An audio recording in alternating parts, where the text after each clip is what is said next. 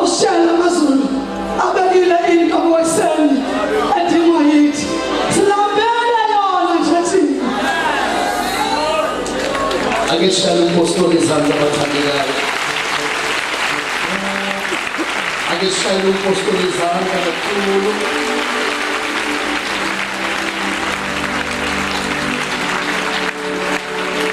Ake simshayele izandla safike la eyakhona. Sibonge nje uNkulunkulu ngempilo yakhe. Hallelujah, siyabonga umpostoli. Ake sishayele inkosi yamakhosi izandla. Sishayele umdala wezinsuku izandla. Simshayele izandla enobabonwayo. Simshayele izandla sililizele shaka kwela. Ngoba lokho nje umntwana wakhe isimanga sezulu lokuhlala. Ikhona likaJesu siyabingelela phela Thixo zolo bazalwane. Tshela umuntu oseduze kwakho ukuthi umuhle uJesu namhlanje. Ngiyazi ukuthi kusekuseni uhlale eduze komuntu okhulumayo ebukhoneni benkosi. Hlale umuntu ujabulile ukuba in the presence of the Lord. Hlale nje eduze komuntu ojabulile. Awake sithi amen inkonzweni. Siyathanda kakhulu bathandekayo ukuhlonipha indlekukazi kaNkulunkulu uNkulunkulu amsebenzisayo ezimpilweni zethu ukuthi sibe amahlombe akhe ukuba sizwakale nasikhuluma kungenxa yomusa uNkulunkulu awubekile phezu kwempilo yakhe. Ngoba umfana mayiphethe izinkwa kodwa uAndrew engekho ukumconnecta kuloyo ozokwenza ukuthi izinkwa iphethe zikwazi ukuphilisa isiqhulu. Isinkwa somfana sihlala nje basketini. That is why kubalekile ukuthi njalo sikwazi uku-acknowledge nokuhlonipha umusa uNkulunkulu esenzela wona. Ngiyavuka ekuseni ngizibuza mina ngithi nkosikazi yini into engaka oyifunayo. Abaningi abantu abashumayelayo futhi baningi abantu abaqotshiwe. Asimilanga ngoba bengekho abashumayeli. Asimilanga ngoba bengekho abantu abangasho into engcono kunalesi sizoyisho. Simiswa i-assignment nje. And yilo ebalekile ukuthi ngoba isikhathi se-assignment yomuntu ngesiyahamba sihambe siphele. Amen bazalwane. So ngesikhathi uNkulunkulu enikezele assignment sithembeka kuyo ngoba bakhona abantu abangenzi engcono kunaleyo nosebenzi. So thembeka kwi-assignment, thembeka kwi-mandate uNkulunkulu akuphe yona ngoba akavuli iminyango only because every gift yomuntu kodwa uvula iminyango ngenxa yokwethembeka kwi-assignment. Amen bazalwane. So sabonga kakhulu uNkulunkulu awedokotela umama Apostoli Mnyandeni ubaba Mnyandeni ubakaselele kuphakathi kwethu. Holy bonke bentshukumo usihlalo bentshukumo usihlalo ama road shows ubaba uyazi usihlalo bentshukumo ubaba umhlobo wami nathi baba umfundisi umboni. Amen. Ehamba noNkulunkulu, praise the Lord. Elibingelela ubaba umpostoli uyazi ehamba nomama. Libingelele umfundisi umboni ehamba noNkulunkulu.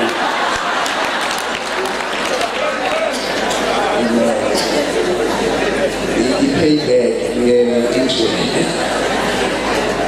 sibingelele i-fivefold yonke ikhona abapostoli abaprofeti bekhona phakathi kwethu abavangeli abafundisi nabelusi omama otata nomama umkhulu nogogo obhuti nosisi. Angithi nje ngibingelela umakoti wewundlu, ngibingelela abantu abathengwa ngenani eliphakeme, ngibingelela indlalifa kanye noKristu. Ngibingelele-ke bazalwane the media houses ezikhona egameni elinamandla likaKristu Jesu. Are you ready for the word? nayo indaba yethu bathandekayo sithola lapha encwadini kaTimoteyu umpostoli uTimoteyu wesibili uTimoteyu wesibili isahluko maningana ke amavesi lapha yakodwa amanye ngizohamba ngihambe mhlambe kiwa mention esinqhubeka nale assignment chapter nje ukugcina chapter yokugcina nje yale ncwadi yesibili umpostoli uPaul ayibhalela uTimoteyu. Ngicela njengoba ngifundela uverse 7 kunalento inhluphe yangihlupha uverse 7 nje ongangifundela ngesizulu nomakeba kunezitha uTimoteyu verse 7 chapter 2 verse 7. Yes, chapter 4 verse 7. 2 Timothy chapter 4 verse 7. Verse 7. Yeah. Ngikulwile ukulwa okuhle. Ngiqedile ibanga. Ngiqinile ukukholwa. Hello iphinde futhi. Ngikulwile ukulwa okuhle. Ngiqedile ibanga. Ngiqinile ukukholwa. Hello iphinde futhi. Ngikulwile ukulwa okuhle. Yeah. Ngiqedile ibanga. Yeah. Ngiqinile ukukholwa. Ngiyabonga dadewethu. Angiyena umuntu okwazi ukuhlabelela kakhulu kodwa kunalento esenhlizweni yami ethi amazulu athemelo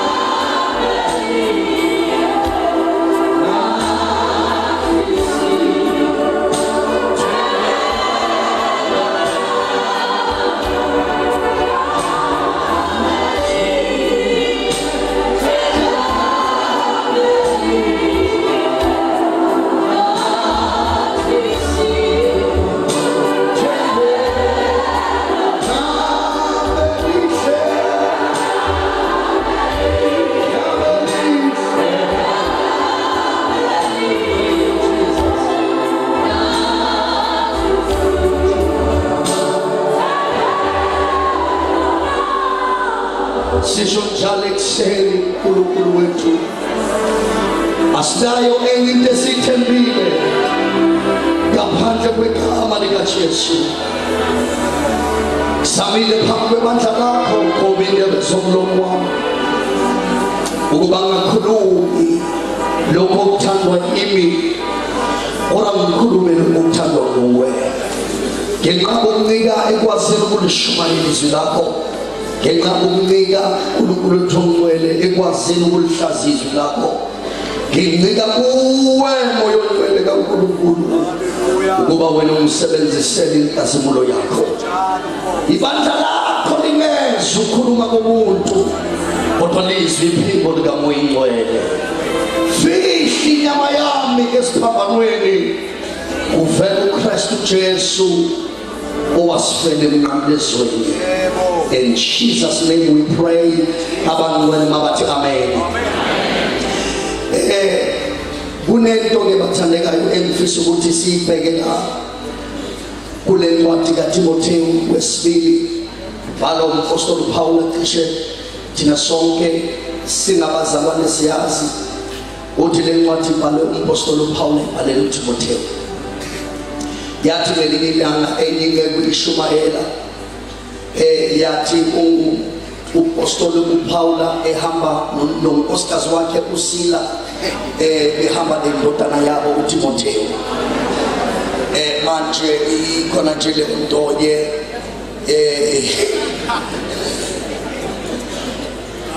Paul ufika la entsimini as a latecomer ngoba sangamona uJesu sangahlangana naye sangambone physically. Ufika eyishunyayiselwe nguye uKristu endleleni eya eDamaseko eyohlupha amakholwa. Endleleni yakhe yokuhlupha amakholwa nangu uKristu evela kuye ethi Saul, Saul, why do you persecute me? Wayesethi uJesu ngoPaula uzohluphekela umbuso ahluphekela ivangeli. Wayesethunywa kuAnaniya. Nayi into emangalisayo bazalwane ngalento ukuthi idlula nje kuyo ukuthi uAnaniya ayikho lento eyodwa ayibhala. Alikho nje ipheshana elithize okuthiwa incwadi kaAnaniya. Kodwa umapostoli Paula obhale izincwadi abathi mabekhuluma bathi 2/3 of the New Testament. Yes.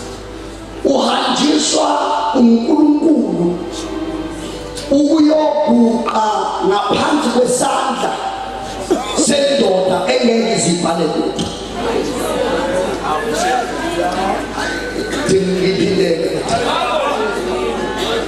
uPaula zanga bhale neyodwa, uAnaniya zanga bhale neyodwa incwadi.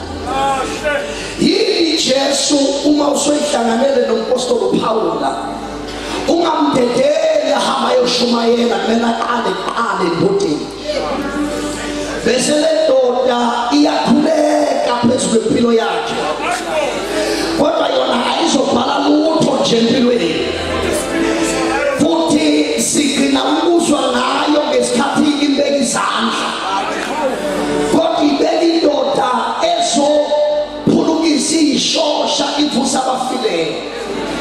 Ngase ngifunda lento ukuthi kubi ukuzwa umuntu ethi angimdingi umuntu,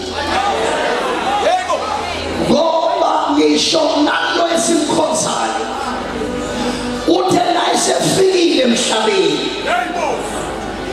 ezoqala iministry yakhe kwanele kube nendoda emkhomba ngesandla ethi bhekani nanti elisusa isono sehlabathi.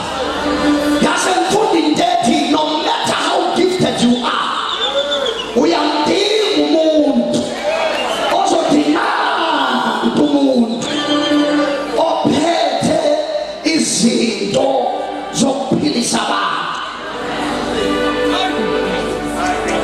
Ukuyisela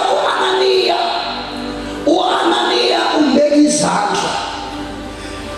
Asuka umpostoli Paula phela amakholwa ayamsaba phela, bayamazi ukuthi ukade uqeda. Uma sebebona kulula ukumamukela, yabona nje akulula nje mawazi ukuthi khona inkabi ethize eqeda abantu abathize, mawuyibona phakathi awukhululeki. Kwamele ungenelele oBarnaba ukuthi hayi lona usekhuluma usewumuntu walendlela, usewumuntu kade ehlupha abantu bendlela, wahlangana nendlela endleleni waphenduka umuntu wendlela ehlupha amakholwa. Sesiyabona ke bazalwane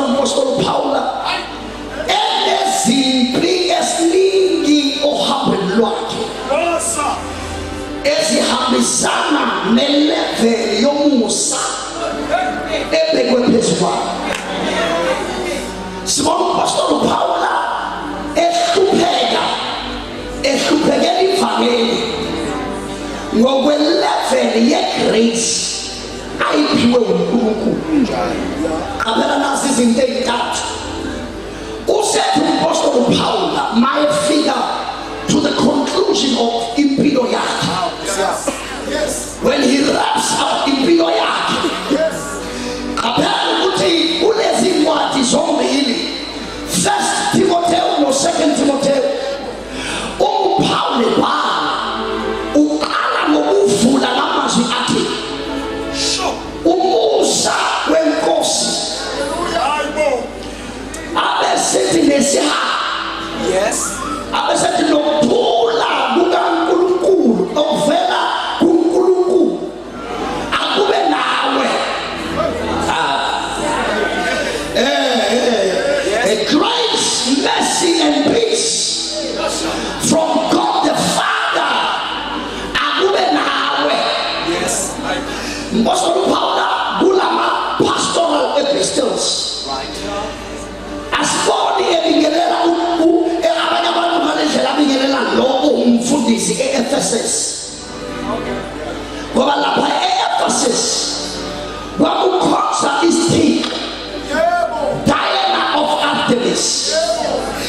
Kunofana la uTimotheo umfundisi la, kodwa umfundisi kwi-environment engayivumi lento ayishumayela. Manje uPastor Paul uyamtshela ukuthi kuma-environment anje kunezinto ey'ntathu oy'dingayo. Udinga umusa, udinga isihawu, udinga ukuthula. Why Timothy udinga lezinto? Number 1, udinga umusa for umsebenzi owunikiwe, ngoba awuyenzeki lo msebenzi ngaphandle komusa. Okwesibili udinga isihawu la uhluleka khona. So you need grace for responsibility but mercy for failure. Ukuze la uhluleka isihawu sibe khona, na usebenza umusa ube khona. Ngoba ukusebenza kusebenza izikhwepha zomuntu, kodwa kusebenza umusa emntwini. Awuabele entshukumeni ulimani kuseni. So Pastor Paul utshela uTimotheo uthi udinga umusa for umsebenzi, kodwa mawusebenza kuzokwenzeka uhambe uyenza amafamu endleleni. Mawusoyenza amafamu endleleni zodinga isihawu sikaNkulunkulu. So you need grace for responsibility, mercy for failure, I was saying peace for situations. Ngoba kulendlela kunezimo Timothy also hlangabezana nazo, udinga ukuthula. Ukuthula akuyona i-absence yezimpi, but ukuthula ukwazi uhlale izimpi zikhona zibe ngaphakathi kodwa zingangeni ngaphakathi. Angicela uphinda futhi, ukuthula akusho ukuthi izimpi azikho, kodwa ukuthula ukuthi noma izimpi zingaphandle awuvumi ukuthi izinto ezingaphandle zingene ngaphakathi. Ngoba ukuthula kasimakade kulonda inhliziyo yethu. Udinga umusa, udinga isihawu, udinga nokuthula. Abesethu umshumayeli nayikhuluma athi iy'ntambo ezinkulu ey'ntathu, usho kanjani? A 3-chorded string cannot be easily broken. Lithini lesizulu mnyamana? Lithini? Intambo emicu emithathu. Uthi uPastor Paul for lendlela yakho nayi imicu emithathu ezokwenza ukuthi ungalimali kalula kule ndlela, ngoba intambo emicu emithathu ayiphuki kalula. So uPastor Paul uthi nayi intambo emicu emithathu, udinga umusa, udinga isihawu, udinga nokuthula.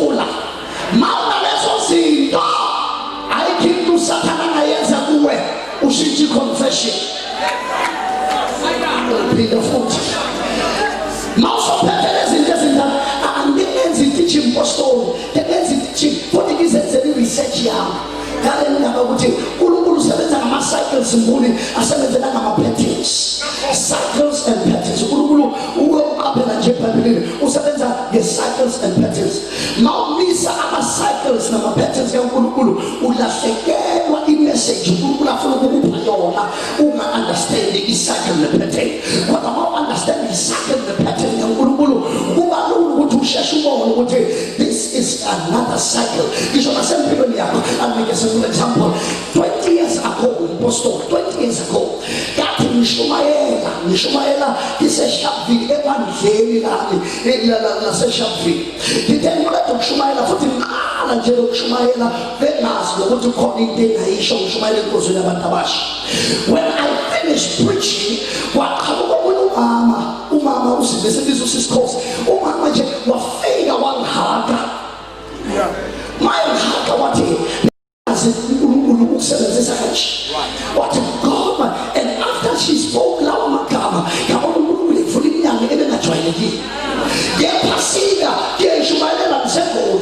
Ngiyashumayela nje lo mama uhlala eSharpeville, mina ngile eEverton esibukeni. Ngishumayela ngasesibukeni ezo 12 to be exact. Ngaba ubishop wami mhlawumbe ngizofika ngiyashumayela. Mawuqeda ukushumayela nami lo mama futhi mama lahlaka mazi umuntu ehlala mazi ehlala eSharpeville. Maqeda ukushumayela ngimone phuma phakathi kwabantu efika kimi engihaka ethi uNkulunkulu sekuphakamisile. Then immediately umoya wakhuluma wathi the cycle has begun again. Ngoba ngesikhathi icycle iqala wakhuluma no mama, second time the cycle iyenzeka. Ihlangana naye endaweni engamlindele kuyo. Kodwa uthema kwenzeka lento ayenza yangikhumbuza la ngivela khona. Awuameni basekwami. Uboqaphela ama-patterns nama-cycles. Ngoba azokwenza ukuthi uqaphele bezinto ey'ncane. Ngathi uNkulunkulu akakhuluma ngokhala. Ikhala nje ugqoke umuntu. uNkulunkulu abe sekhuluma nawe ukukhumbuza into ethize. Engeyenzeke empilweni yakho because of uNkulunkulu usebenzisa noma yini. Yafakaza la ngathi intombazana yasho kanjalo kumina e-University of KwaZulu-Natal bakumyeni idolobha. Yathi uNkulunkulu asamkelele bebelindele ubaba wamkhulele ezoshumayela mhlobo wamlindisa. Wafika mina ngizongena ikathuleni zomuntu omdala. Manje abangazi ukuthi nguba. Baye babefika le ntombazana iyazisa ukuthi kumele ngichaze ukuthi hey besilindele ubaba nakholela manje ubaba nakholela kafikanga manje usithulelele nomuntu bebeka abazalwa namthulelele ukuba ubengametheni umuntu noma thina singamazi yena uyamazi. Vulani inhliziyo zenu bazalwane ngoba uNkulunkulu usebenzisa noma yini.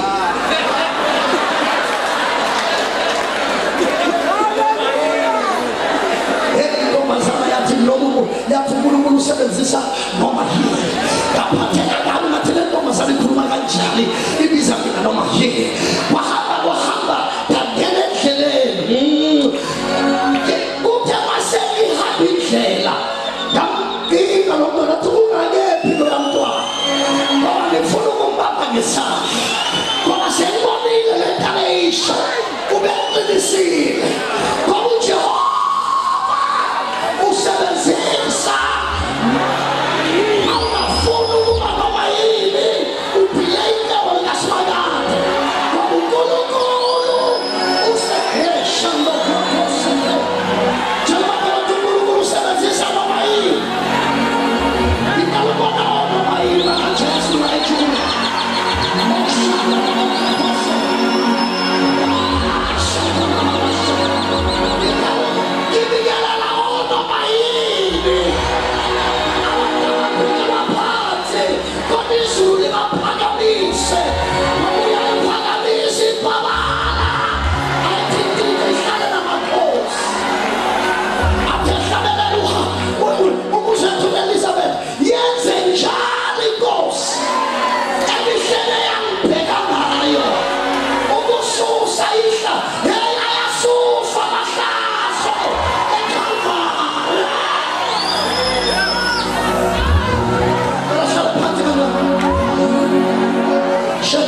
of miracles. Munasia. My good friend, Muriyarosh. Noma hii yazi kuti mangamnikale maibuni hatali damage ngale likamele lithi noma hii nongeke ngibheki umntwana wami hlala phansi yasenibona ukuthi la endleleni ungasheshi ukukhuluma ungasheshi njengoba yesikhathi into angayazi umothu ngo-2009 khona isizini elendlula kuyo yathi ngifuna ukubhala incwadi wambuza wami wathi hayi nje yeke le ncwadi bayibhala uzothi usuyibhala ngo-2015 ufisa ukwelana ufisa ukwelana ukuthi lethana incwadi yami lethana uzodabula yonke lento oyibhalela ngoba khona ama-levels uNkulunkulu asebenza kuwo intambo ezicu ezintathu grace, mercy and peace. Kanti wezama uNkulunkulu lo ngihamba ngama-patterns nama-cycles nami ngibona nginje uNkulunkulu ozicu zintathu. God the Father, God the Son, God the Holy Spirit. Alonto sekifundise kakhulu. God the Father, God the Son, God the nawo nje uzicu zintathu. Umoya umphefumulo nomzimba. Ezinto ayidalile uNkulunkulu umhlaba isibhakabhaka namanzi. Namanzi i-ice, i-vapor ne-liquid. Ama-patriarch u-Abraham, u-Isaka noJacob abanye bangena. Isikhathi past, present and future. uJesu the way, the truth and the life.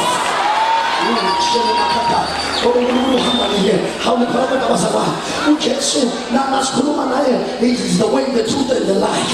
Wahlala eswini somhlaba for 3 days. noJona wahlala eswini senhlanzi for 3 days. Nabantu ababesondele kuJesu kakhulu bebethathu Peter, James and John.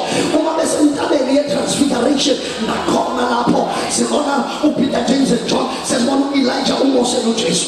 Sesibona nje lento inayo netabernacle njengoba lakhiwa kunendawo yangaphandle, kunendawo engcwele, kunendawo engcwele.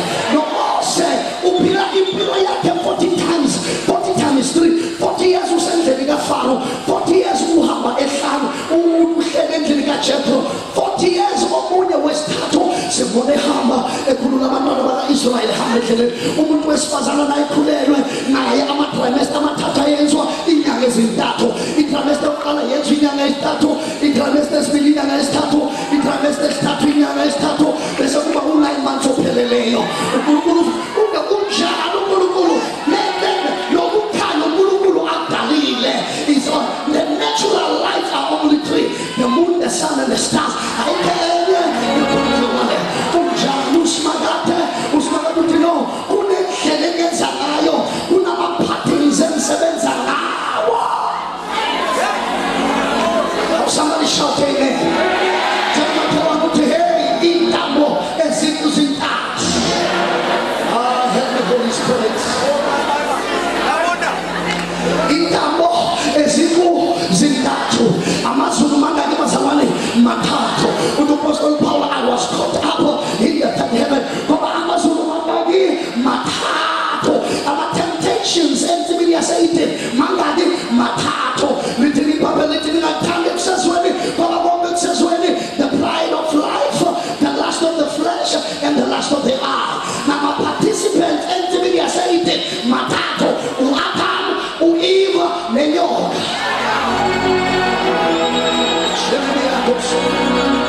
Somebody shout hallelujah.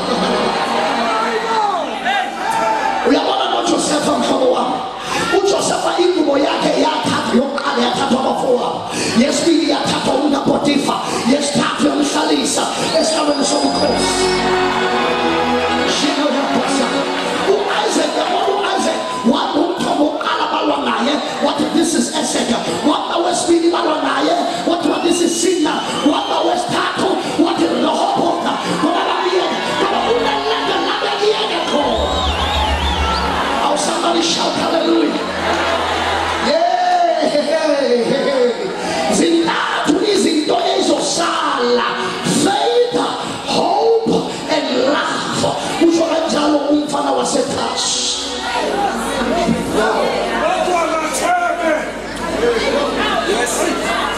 sinofakazi abathathu, the blood, the water and the spirit.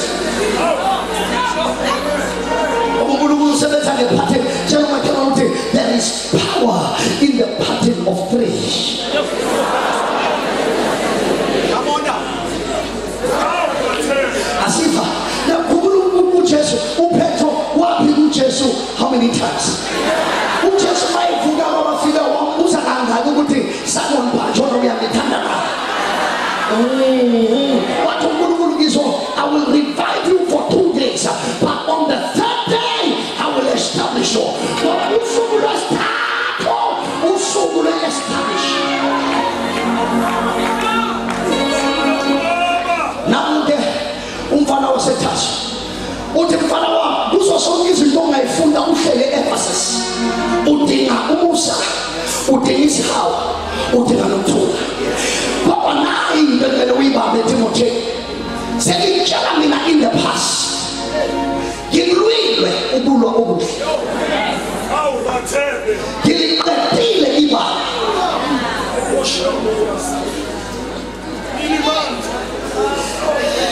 Ngilile ngilwile ngiqede ibala,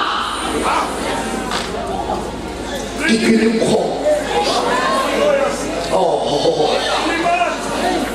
Ngilwile ukusho umfana waseThasha, usho in the past. Utshela umfana omncane uTimotheo, usho ukuthi uTimotheo sengitshela ukuthi nawe uzona. Futhi qaphela mphosini njengoba ibhala lento uPawulu uyaphila. Angithi sinale ukuthi umuntu mayefa sithi ufa ngoba eqedile.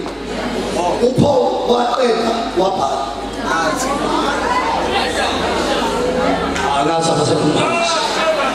uPaul waqeda wabhala wahlala wabuka eseqedile ukufa kwamfika esebhaleni. Akusho ukuthi uma ufuqedile ungenze kufa ungaqedanga. Hey, bayibhala ngokuthi bese ibhala kanjalo ifika. Ubephi? Athi mayibhala. Wathi ngigwile kulokuhle. Wathi usho ukuthi uTimotheo nawe mfana wami usazo. Ngoba kule nsimbi yaliwa. Awusuka. Ulobuso. Uyaliwa. Ababuso lo basaba. La abafike kuwe. Uyaliwa. Bese bayarelax. Uma uye warelax kumele usibuze. Uyasathana yini ungasanakile kulezi zinto. Ngemphinda futhi. Ukubuza usathana ukuthi wesathana ake sikhulume mfowethu. Wangamnanga nje. Wangangona nandaba nanje ngikhona ngikho. Yabona usathana my kwenza uziro. Uyazi zero yini bazalwane? Izero uthi omunye mayimathi zero inamba othi mawi-add kwenye inamba ingashintshi leyo namba. Bathi izero iwes kulo -1. Ngoba u-1 uyezwakala mayikhona. Even though edala into negative kodwa uyezwakala. Kodwa 1 + 0 u-0. 2 + 0 0. 1 million + 0 1 million. 2 million + 0 2 million. Kodwa 10 + -1 9. Ngoba u-1 uyezwa umehluko. Ize kodwa u-0 noma ekhona noma engekho azwakala. Mina ngathi Nkosi ungangivumeli ukuthi ngibe u-0.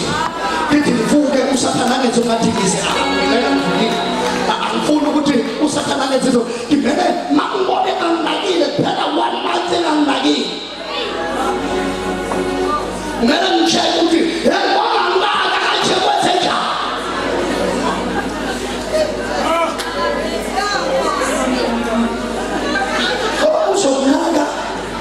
Yesinto abantu abazoyisho ngawo futhi kungakhulu kwi-level yokuhletha usenkingeni.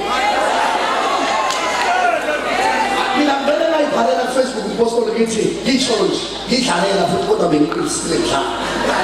ngithi noma yini abatshela yona abantu ngamsana usuyikhona ungabisangibuza ngoba ngibhizi kabi mina ngento sombuso.